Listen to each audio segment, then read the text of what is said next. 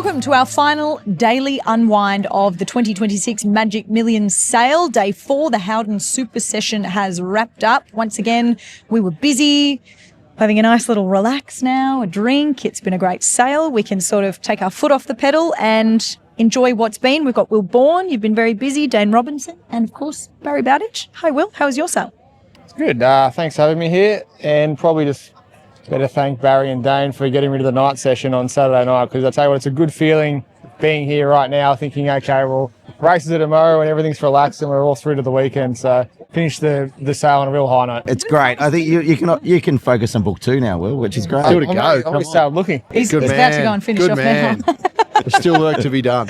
No, it's exciting to see the sale finish. We had a lot of people out here from the public today and a really good vibe through the session, and I think it really mends itself well leading into tomorrow's race day. It does. And Dane, this is your second appearance on the Daily Unwind. So I thought I got sacked. Nope.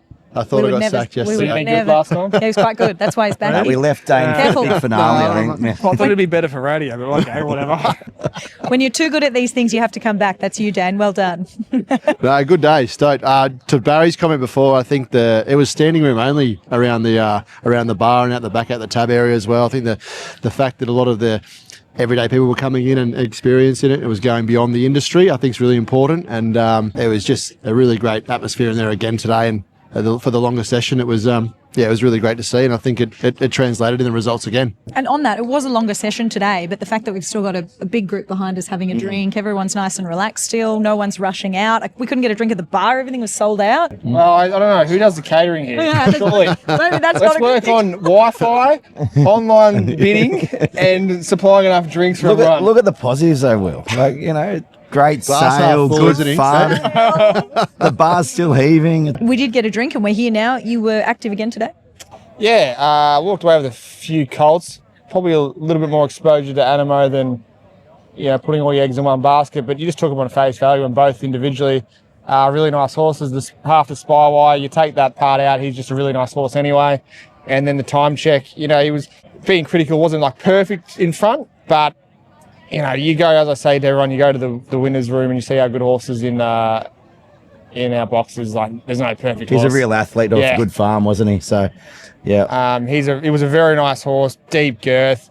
I was surprised we were able to buy him. I thought he was going to go that Colts and get $1 million. It was in that mould of the stay inside that Harron and Henry Field were sort of bidding against each other last year. I thought that was the type of horse he was. So I was thrilled to get him, and Kieran really wanted that horse. So. Those standout horses, the Animo. I think he grossed almost $14 million for his lots through the ring, which is an unbelievable sale for any first season horse. Yeah, you bought a really lovely Animo colt, I think, on day 2 from Newgate. Yeah, he was a nice horse. Yeah. Nice. Really beautiful. I was sort of in two minds whether he was a little bit sloppy, and then we saw him 2 or 3 times. I sort of really consulted Kieran and we ummed and ahed, but no, it was more of a really loose moving, athletic, covered the ground. So he was sort of in two minds, but he was just a very nice horse overall and just walked with ease. And I'm just hoping that athleticism translates to the track.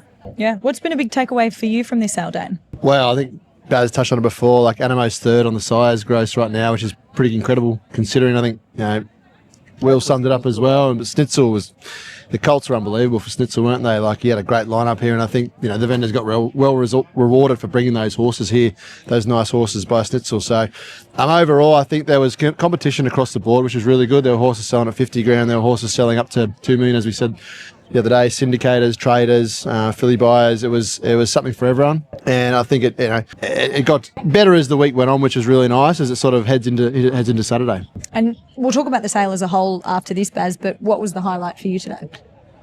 Today, standout. It's great having Will here. That's a massive highlight for me. You're actually pretty chatty tonight, so you're in form. You had a big night last night. As opposed to what? Well, I'm just saying, considering you've been very busy purchasing, I know you had was it the white party last night? It was good fun, yes. Yes, well, see, it's great fun. I haven't popped in, but I got condemned. I had sort of a bone pair of shorts on where bone. Yeah, just just didn't play out. I was rushing out of here, white shirt, bone shorts, wasn't as good He as it loves needed attention, to be. Barry. Anything to stand Oh, out. Yeah. Johnny Kennedy, though, the navy blue That was a linen bit. shirt, I that could was tell worse. I could tell he got a nice touch with a yearling, so he'd not give a stuff. Did he read the invite or did he not? He came in the Coolmore Yeah, navy blue. navy blue. There's been lots on during the week. Every night there's something. There's always a dinner party, but everyone backs up and they're here in the morning, smiling, happy to go again, and they're still here enjoying it. It's a credit to what the week's been. That's what the carnival's about. Getting people up here. A couple of great race days, great barrier draw, the polo and the show jumping. It's just fun. It's got a great vibe. It's easy to get owners up here, I think, Will, and actually get them engaged and make them have a good time. Yeah, I think the timing worked. I don't know, like from going into the sale, I don't know, were you nervous? Were you a bit thought you didn't know how you're going to go? And sitting here now, you'd be obviously thrilled. Are you going to put on a brave face now and say you were never nervous, or what was the vibe going in? I think I've got an outstanding team that we work with, and they've worked really hard to get us the best cattle they possibly could. And we had a great group of buyers headed by someone like yourself and Kieran. And yeah, I think the depth in the market and to be able to get great support at the lower end was something we worked The really depth hard. surprised me. I don't know. Like I thought that middle market there'd be one buyer. There wouldn't be a lot of competition, and they'd just be reaching their reserve and going. But there was 3-4 people bidding on the one horse. All sort of had 250 to 300, and then you had to go that extra bid more. So I was really surprised in that middle market. It was tough to buy a horse that you liked around 250, 300. Yeah, it was a great spread. I think there was some 45 buyers or different entities that spent over $1 million at the sale, which is a big number. There was 7 vendors, headlined by Arrowfield, who were the leading vendor that grossed over $10 million. And they're massive numbers, I think, to have that many buyers spend that amount of money, but then for 7 vendors to get paid out in a huge way. I was just going to say that middle market was something that you touched on when you were here a couple of days ago too, Dan. Yeah, well, I think the feedback and from Will's team as well was that there was a strong middle market there from the 2 to 400, and I think that was reflected. And it's something that we really focus on too, because you got to come here and I think for every buyer, you want to be able to go to a sale and feel like you can buy a horse and be competitive on the horses. So it's important to have that spread. And I think we were really supported by the vendors. And I'll admit I was nervous heading into it. You always do get nervous. You spend 6 months of the year preparing for this. But when you look at the results that come out of the sale, that's what gives you the confidence that the buyers will come back and bid and be competitive. And I think that was shown again this week. Final thoughts, Will?